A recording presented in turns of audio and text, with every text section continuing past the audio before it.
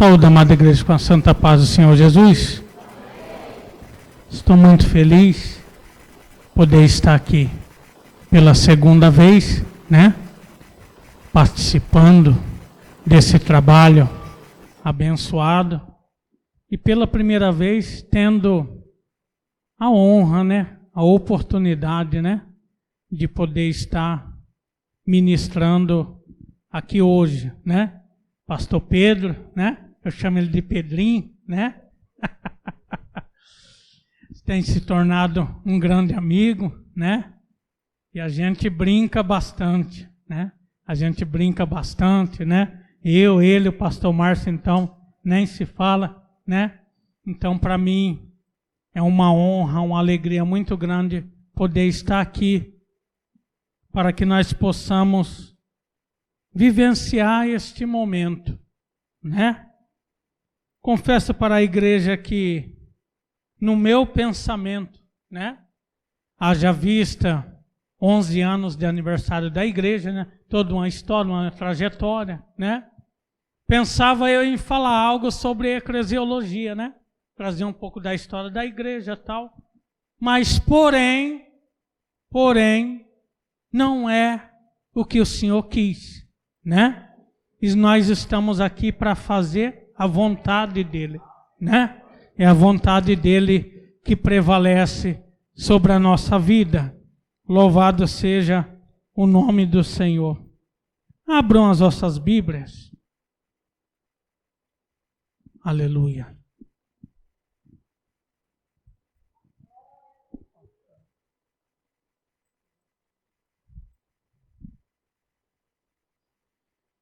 Primeira Reis, louvado seja o nome do Senhor. Primeira Reis, capítulo 17. É um texto bastante conhecido da igreja, mas tenho certeza que Deus tem algo para o nosso coração nesta noite. Primeira Reis, capítulo 17. Quero ler aqui alguns versículos para que nós possamos falar acerca daquilo que Deus tem posto no meu coração. Que diz assim: Elias o Tisbita, que era dos habitantes de Gileade, disse a Acabe: Como vive o Senhor Deus de Israel, diante do qual me ponho de pé, não haverá orvalho, nem chuva nestes anos, senão segundo a minha palavra. E a palavra do Senhor veio a ele dizendo: Vai-te daqui e vira-te para o oriente, e te oculte junto ao ribeiro de Querite, que está diante do Jordão. E será que tu beberás do ribeiro, e tenho ordenado aos corvos que te alimentem ali. Assim ele se foi e fez segundo a palavra do Senhor, porque foi e habitou junto ao ribeiro de Querite, que está diante do Jordão. E os corvos lhe traziam pão e carne pela manhã, e pão e carne ao anoitecer, e ele bebia do ribeiro. Glória a Deus. Meus irmãos, nós vamos ver aqui algumas lições, Estaremos vendo aqui algumas lições acerca da vida do profeta Elias, um homem que surge em um cenário totalmente desfavorável, em um cenário caótico, em que o povo tinha se afastado dos seus princípios, tinha se afastado daquilo que tinha aprendido. As leis do Senhor já não viviam mais nos seus corações. Haja vista agora o reino de Israel, né? Tomado agora pela idolatria, pelo paganismo, por coisas que não agradavam ao Senhor.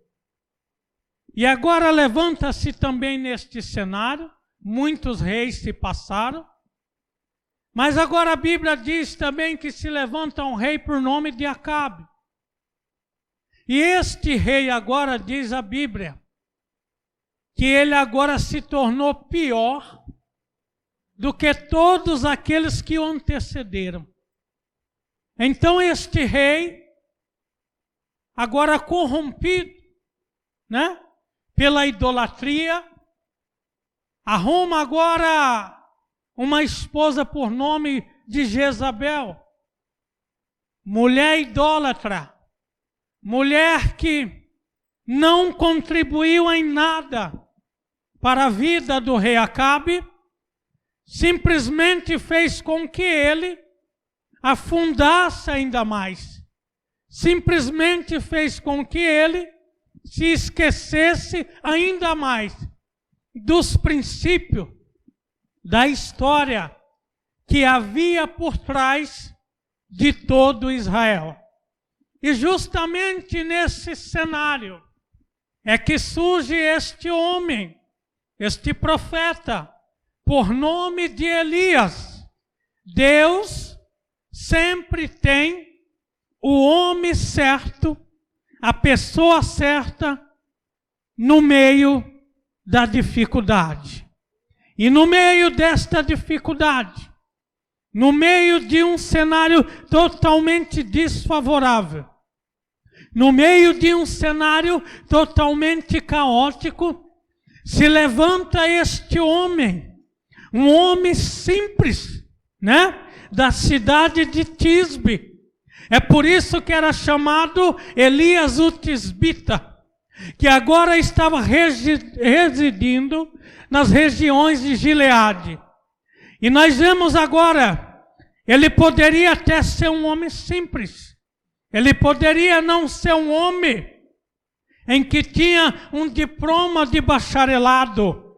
Ele podia não ser um homem em que era o mais conceituado entre os da sua época. Mas, porém, ele foi chamado porque era um homem diferenciado. Era um homem que havia nele o Espírito de Deus. Era um homem que havia nele o temor de Deus. Era um homem em que obedecia a Deus. E essas são as condições, né, que Deus mais observa na vida do homem e da mulher de Deus. Então surge agora o profeta Elias. E ele agora vai num debate contra o próprio rei e contra a idolatria daquele lugar. Vê a minha água para mim, por gentileza, pastor. Está aqui.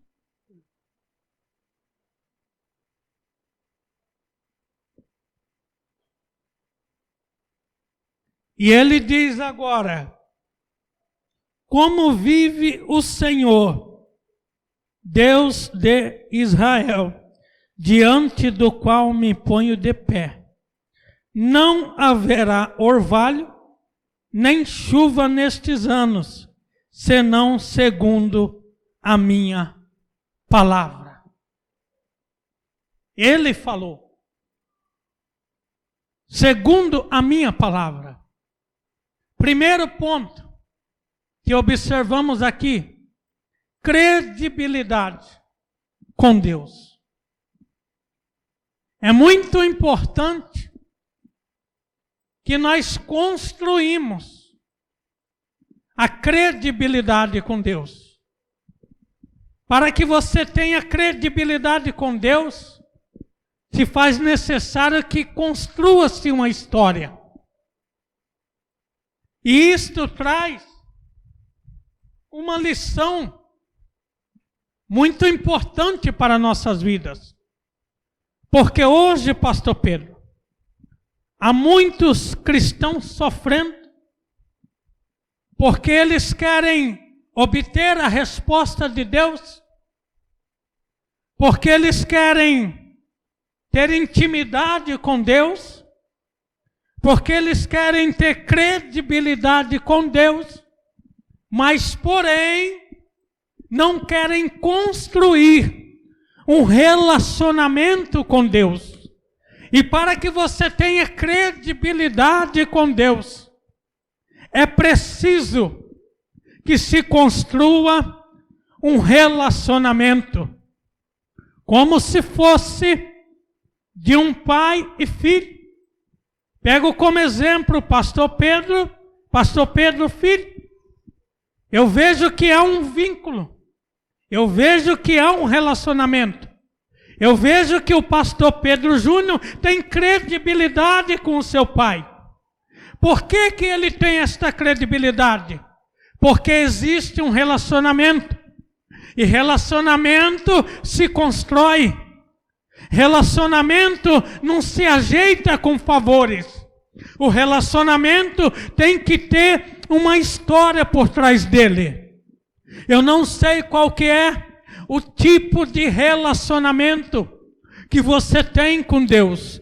Eu não sei qual que é o grau de credibilidade que você tem com Deus. Mas de uma coisa eu sei, que se você tiver credibilidade com Deus, e que se você tiver um relacionamento com Deus, com certeza aquilo que sair da tua boca, Deus há de confirmar na tua vida, porque Deus há de assinar embaixo tudo aquilo que você profetizar através da sua boca. Não haverá chuva e nem orvalho. Mas até orvalho, porque nem orvalho poderia cair. Porque nós sabemos que no deserto, região árida, seca, existe muita vegetação alimentícia que não precisa de chuva. O próprio orvalho já é o suficiente para que ela possa produzir alimento. Então, quando Elias profetiza que não haja chuva e não haja orvalho, era para que fechasse, era para que aniquilasse toda a possibilidade de haver fruto. Louvado seja o nome do Senhor Jesus. E nós vemos aqui, e ele disse, senão segundo a minha palavra. Terminando de falar a palavra do Senhor, veio a ele, e a palavra do Senhor, Deus agora falando com ele, veio a ele dizendo, vai-te daqui e vira-te para o oriente, e te oculte junto ao ribeiro de Querite, que está diante do Jordão, e será que tu beberás do ribeiro, e tenho ordenado aos corvos que te alimentem ali. Louvado seja o nome do Senhor Jesus. É muito importante, quando há um relacionamento com Deus, porque o relacionamento traz confiança.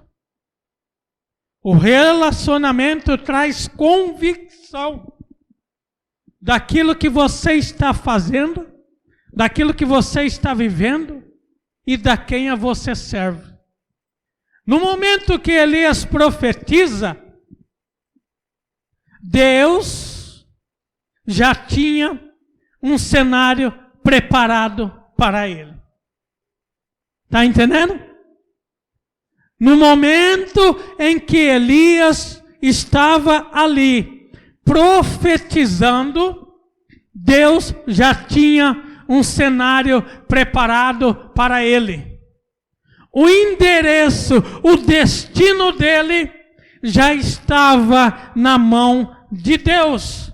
Então, quando você viver este relacionamento, quando você se posicionar da forma que Deus quer, da maneira que Deus te ordena, não se preocupe com o que será depois.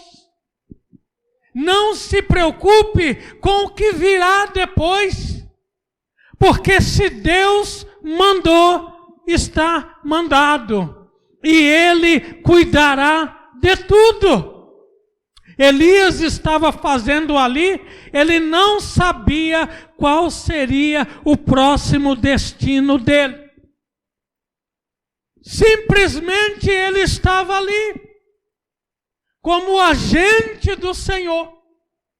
E uma coisa interessante, o profeta Elias era um homem sábio. Porque quando ele profetiza que não haveria chuva, que não haveria orvalho, né? Qual que era a crença em Baal? A crença em Baal é que Baal era o Deus da fertilidade, era o Deus que era responsável pelas chuvas, era o Deus que era responsável por toda aquela área da agricultura. Então, quando Elias, chuva, não haverá orvalho. Na verdade, ele estava ali criando um duelo entre deuses, né? Só que um Deus verdadeiro contra um Deus falso. Porque a crença deles era que Baal era o responsável pelo bem-estar de toda a agricultura e ainda mais pelas chuvas. Então, quando ele profetiza, ele estava promovendo um desafio entre Deus. Louvado seja o nome do Senhor. Elias era um homem sábio, entendido. E ele diz aqui: vai para o Querite, e será que beberás do ribeiro? E tenho-te ordenado aos corvos que te alimentem ali. Que situação, irmãos! Mas que coisa linda, pastor Pedro. Os corvos não poderia ser outro tipo de ave? Por que será que Deus mandou justamente os corvos? Os corvos são árvores de rapina. A sua cadeia alimentar é carne. Se alimentam de carnes entrando também no seu estado de decomposição. Mas agora, por que que justamente Deus manda o corvo? Permita-me conjecturar, porque nós sabemos que Deus, a Bíblia não fala, mas conjecturando, sabendo que o nosso Deus exerce poder sobre tudo. Porque quando Deus deu ordem para o grande peixe pegar Jonas, a jumenta de bom falou, os animais entraram na arca, tudo por ordem de Deus. Então nós sabemos que Deus, não sabemos de que forma, mas Ele se comunica com a sua criação. E agora permita-me conjecturar um pensamento de um pregador. Tenta imaginar agora, pastor Pedro, Deus chamando o corvo. Olha, corvo, eu sei que até hoje você viveu para lá e para cá, seguiu a sua vida, o seu destino, procriou, tem muitos filhos, uma família grande, mas hoje eu tenho uma missão diferente para a tua vida. Qual que é, meu Senhor? Fala qual é a missão. Você vai pegar esta carne e este pão, né? Chama um grupinho aí, porque a Bíblia fala que era os corvos, é no plural, eram mais de um. Chama um grupinho e a partir de hoje, até a segunda ordem, vocês vão levar pão e carne. Meus, carne, Deus. O Senhor sabe que eu não resisto, é o que eu mais gosto. Pois é. E não vai tocar em nada. Você sabe o que Deus queria fazer com isso?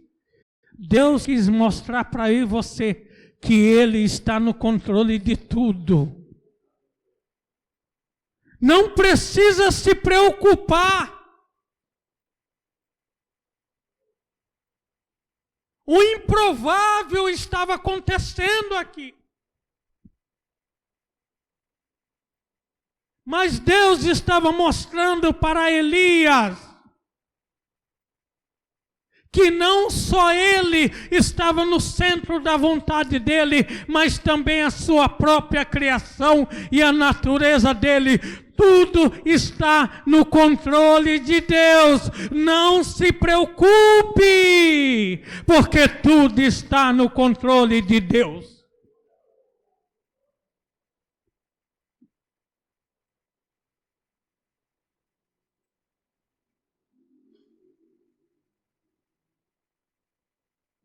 Louvado seja o nome do Senhor.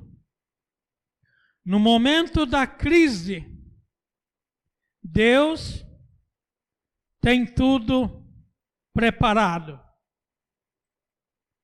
E os corvos traziam pão e carne pela manhã, e pão e carne ao anoitecer, e ele bebia do ribeiro.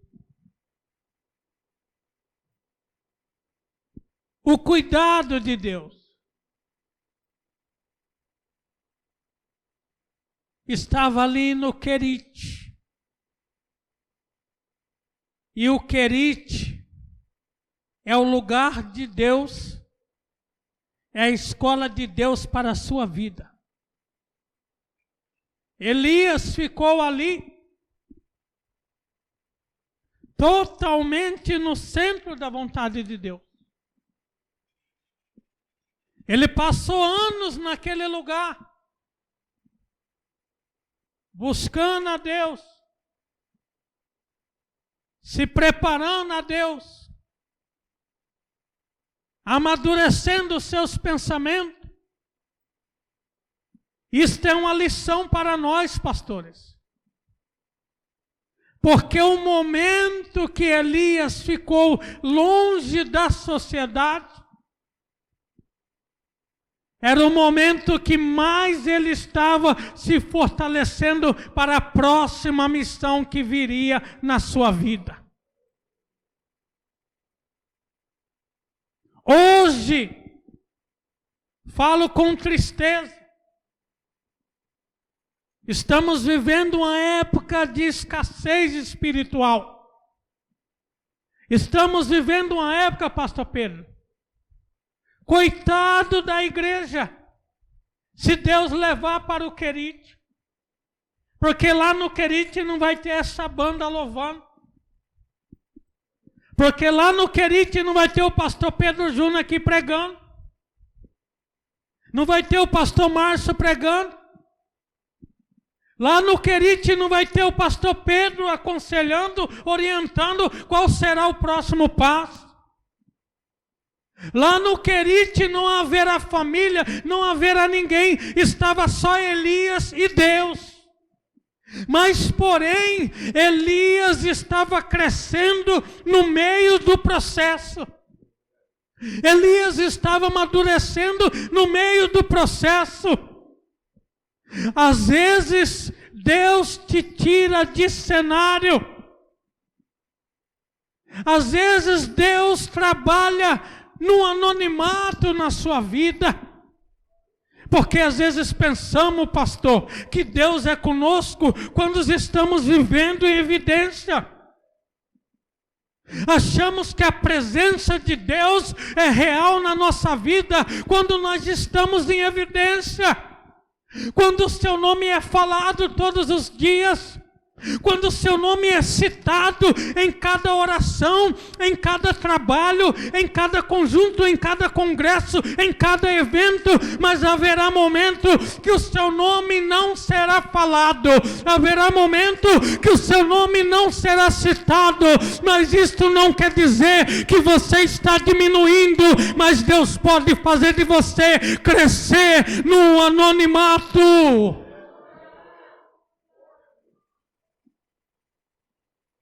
Foi o que aconteceu com Elias. Estava se preparando. E a palavra que foi falada da sua boca se cumpriu. Uma grande seca tomou conta daquele lugar.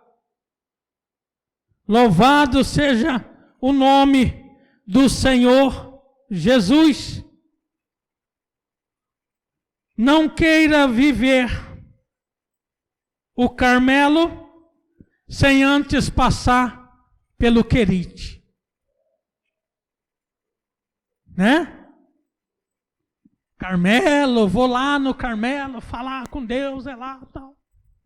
É lá que vai ser o grande desafio da vida. É lá que esses profetas falsos vão conhecer o poder de Deus, a glória de Deus. Mas antes que isso acontecesse, teve que passar pelo Querite. Sabe o que Deus está querendo dizer? Não queira pular etapas na sua vida. Tá? Lembra da visão da escada de Jacó? Lembra? Jacó estava sofrendo ali no deserto de Becebá, por quê? Porque ele pulou etapas da sua vida. A promessa havia, mas tem que esperar um momento certo para que ela aconteça. E naquela noite ele teve uma visão. Uma escada que descia do céu até o chão. E a Bíblia diz que ele via por ela anjos subindo e descendo. Subindo e descendo.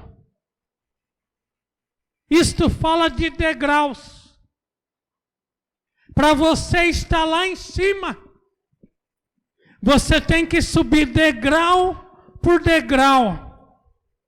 Não queira pular etapa, porque o tempo não é o seu inimigo, o tempo é o seu melhor amigo. O tempo é que fará você amadurecer. O tempo é que fará você ter novas experiências com Deus. O Senhor te chamou. Não foi simplesmente para ficar aí sentado. Não foi simplesmente para ser mais um membro desse ministério. Mas o Senhor te chamou porque Ele tem uma missão especial para a tua vida. Mas para isto há um tempo determinado por Deus. Há o propósito de Deus. E no tempo certo e na hora certa, o momento de Deus vai chegar na tua vida.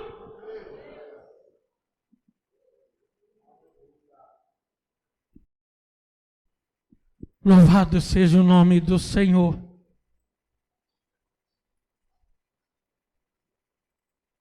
Às vezes Deus te esconde,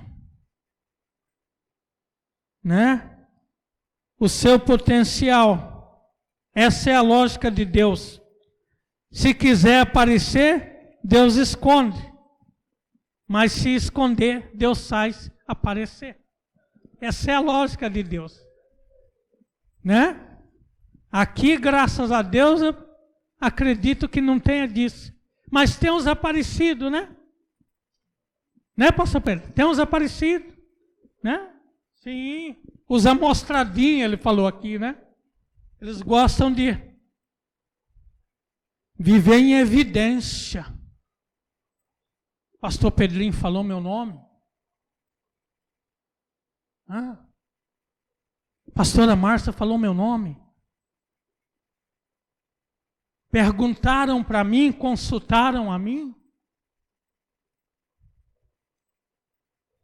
Eu não vou lá, ninguém veio falar com... Tem que ser formal, pastor.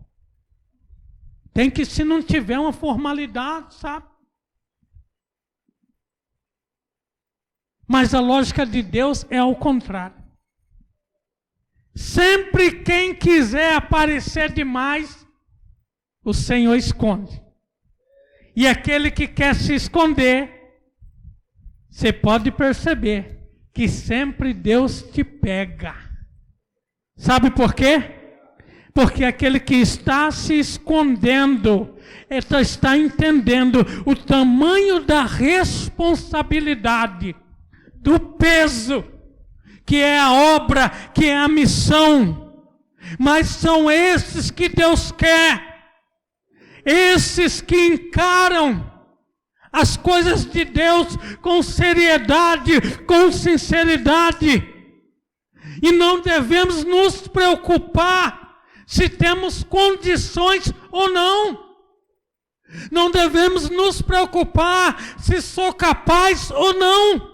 Porque a minha capacidade não vem de mim. A sua capacidade não vem de você. A sua capacidade não vem porque você louva bonito, porque você fala bonito, porque você rege bonito, porque a tua oratória é a mais bonita, porque a tua homilética é influente, mas a tua capacidade, ela vem de Deus que criou os céus e a terra.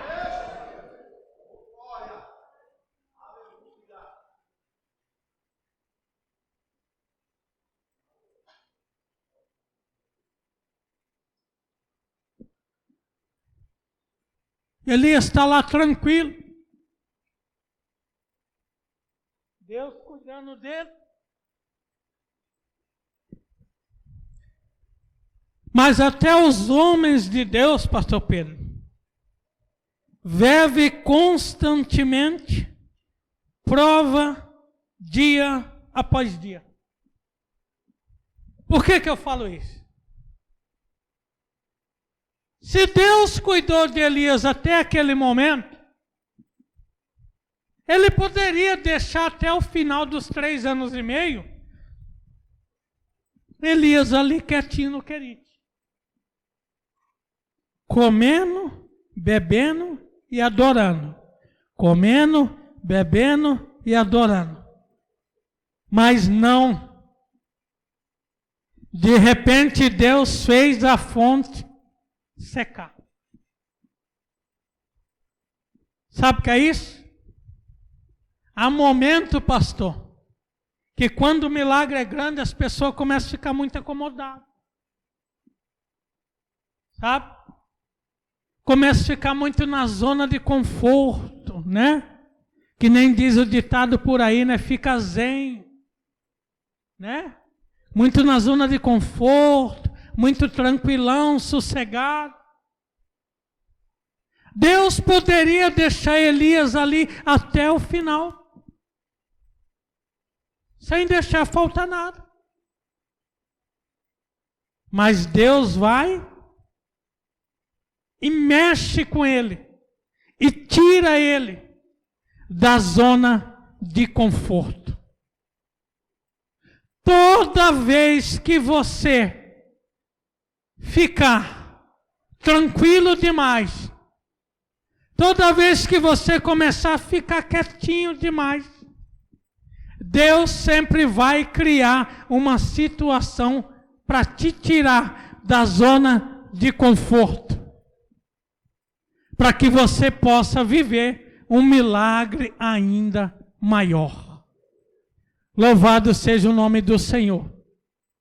Porque às vezes queremos viver milagre, mas não queremos nos submeter aos processos. Tudo há um processo. Existem etapas na vida. eu não te conheço, mas o Senhor te conhece perfeitamente.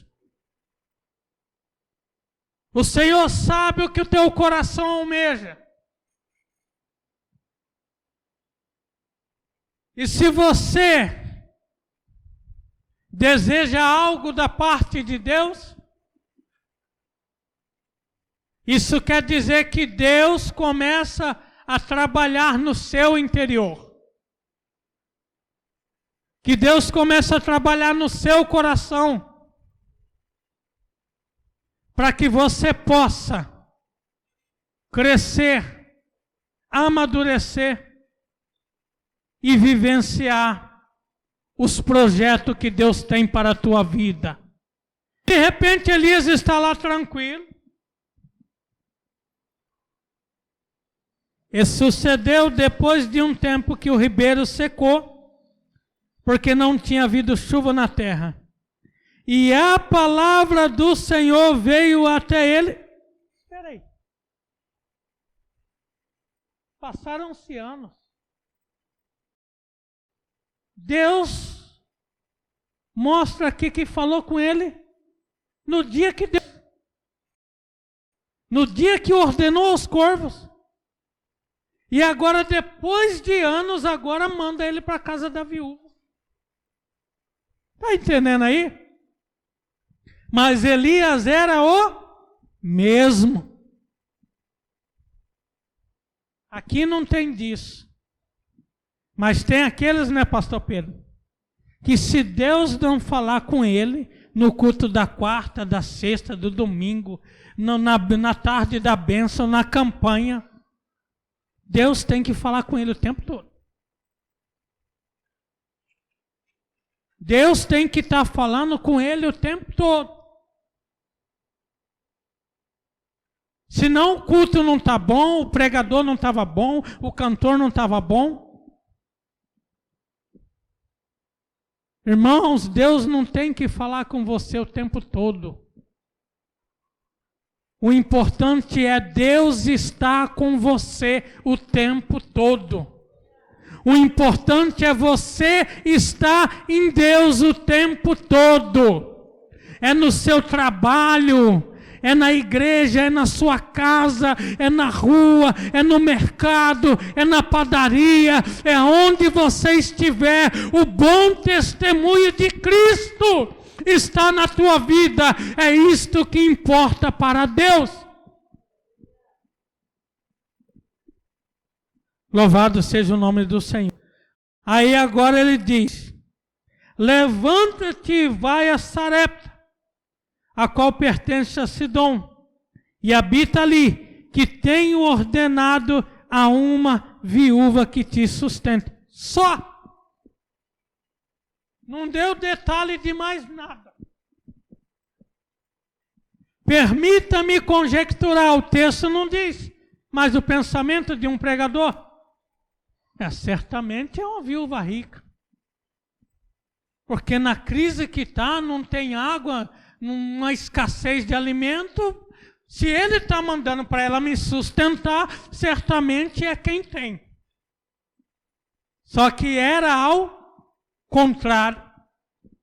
Mais uma vez, Deus mostrando que Ele é um Deus imprevisível. Tá? Ele é um Deus que surpreende. Ele é um Deus que trabalha na contramão dos nossos pensamentos. Quando você pensa que Deus vai para o norte, Ele vai para o sul. Quando você pensa que Ele vai para o sul, Ele vai para o oriente. Os planos de Deus é diferente do nosso. Aí quando ele chega lá, primeiro ele disse para a viúva, para que ela pegasse um pouco de água para que ele pudesse beber, e depois que trouxesse um bocado de pão ou um bolo, em outra tradução. Mas aquela mulher não tinha nem para ela. Como, meu Senhor? A única coisa que eu tenho aqui é um punhado de farinha.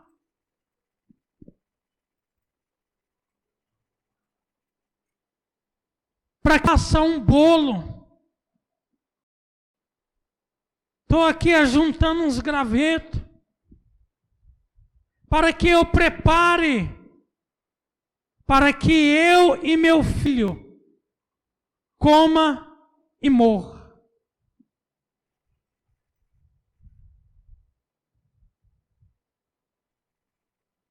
Mas o envio de Elias àquele lugar, havia um propósito por trás de tudo aquilo. Haverá momentos que Deus vai te mandar para lugares que para você não vai fazer sentido. Mas quando você chegar lá e que você vê o cenário, e que você vê a situação que se constrói, você vai entender que Deus tem um propósito naquele lugar. E o propósito que Deus tem é por intermédio da tua vida. É você mesmo. É por meio de você, é através de você que Deus tem um propósito naquele lugar. O Senhor quer te usar.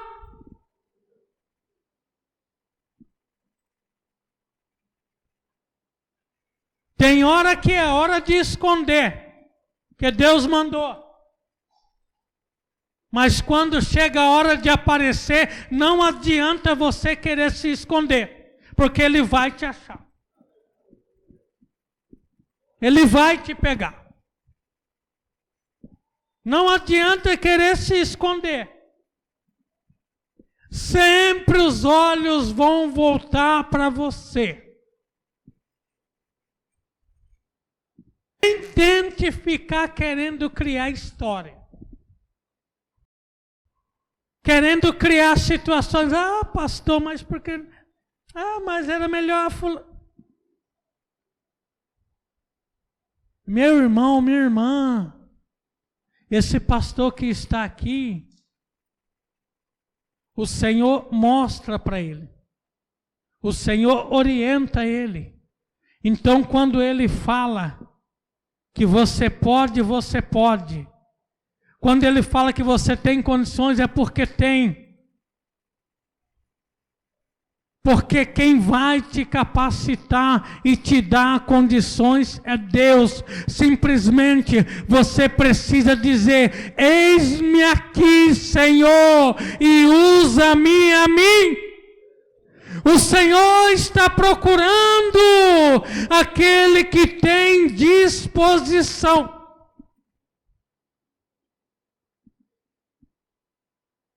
Para que Ele possa te usar. E ele disse, e ela disse: vive o Senhor teu Deus, nem um bolo tem, senão um punhado de farinha, uma barrica e um pouco de azeite.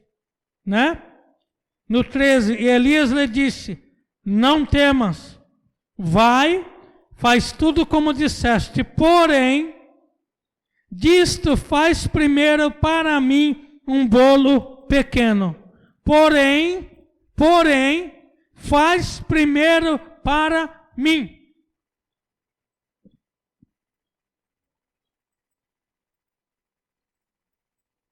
Ou você crê ou não crê.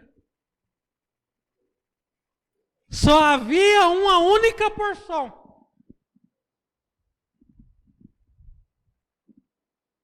Aquele homem era um estranho.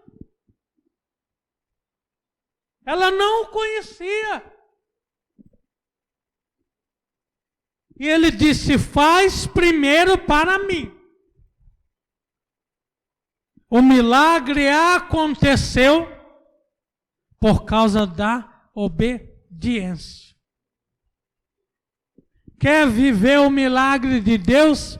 Seja obediente à palavra de Deus. O pastor não tem que ficar aqui puxando a tua orelha. O pastor não tem que ficar ligando, fulano, tal, tentando dar um jeitinho daqui, com cuidadinho daqui e de lá.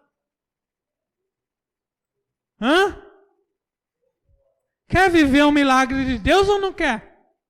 Seja obediente à palavra de Deus. A palavra de Deus tem que ser a essência da sua vida.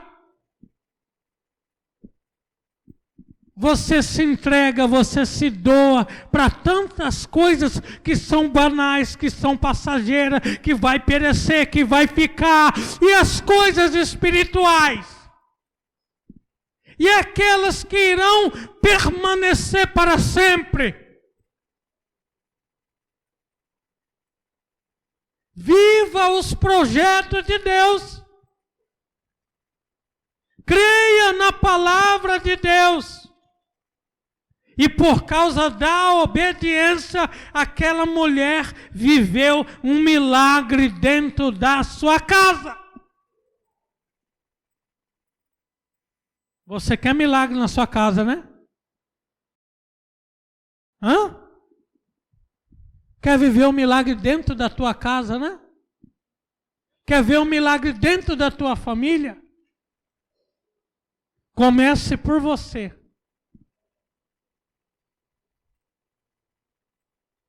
Seja espelho na tua casa.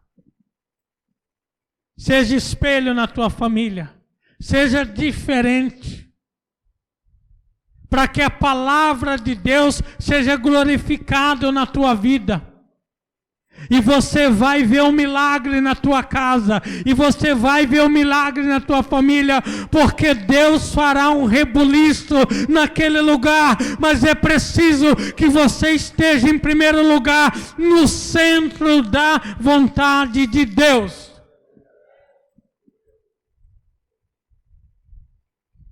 Há momentos que queremos viver o milagre. Mas andamos no centro da... E se você andar no centro da sua vontade, você não viverá a vontade de Deus. Para resumir, e Elias lhe disse, não temas, vai e faz como disseste. Porém, faz primeiro um bolo pequeno e traz-mo. Depois faz para ti e para teu filho. Porque assim diz o Senhor, Deus de Israel. A barrica de farinha não se consumirá, tampouco o azeite faltará, até o dia em que o Senhor enviar chuva sobre a terra. Não faltará. Não precisa se preocupar. Porque Deus está no controle de tudo. Simplesmente obedeça. Simplesmente creia, confie. E você vai usufruir dos milagres de Deus na tua vida.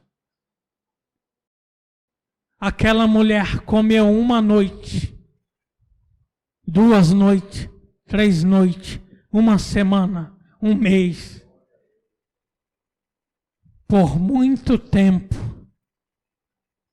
Até o dia em que Deus mandou a chuva sobre a terra.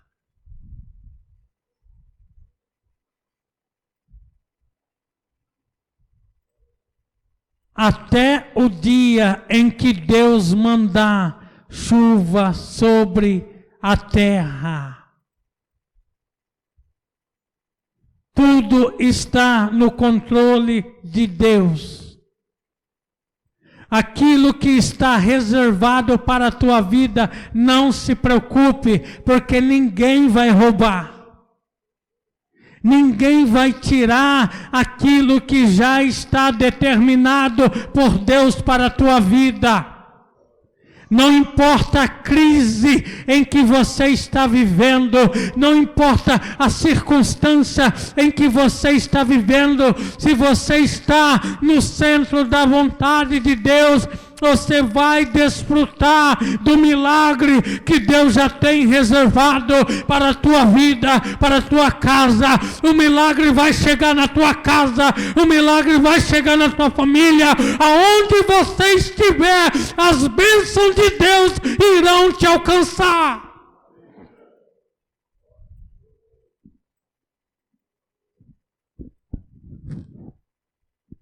Não precisa se preocupar, viu? Tem pessoa que se preocupa, né, pastor? Fica correndo atrás de bênção por aí. Mas a Bíblia diz ao contrário, né?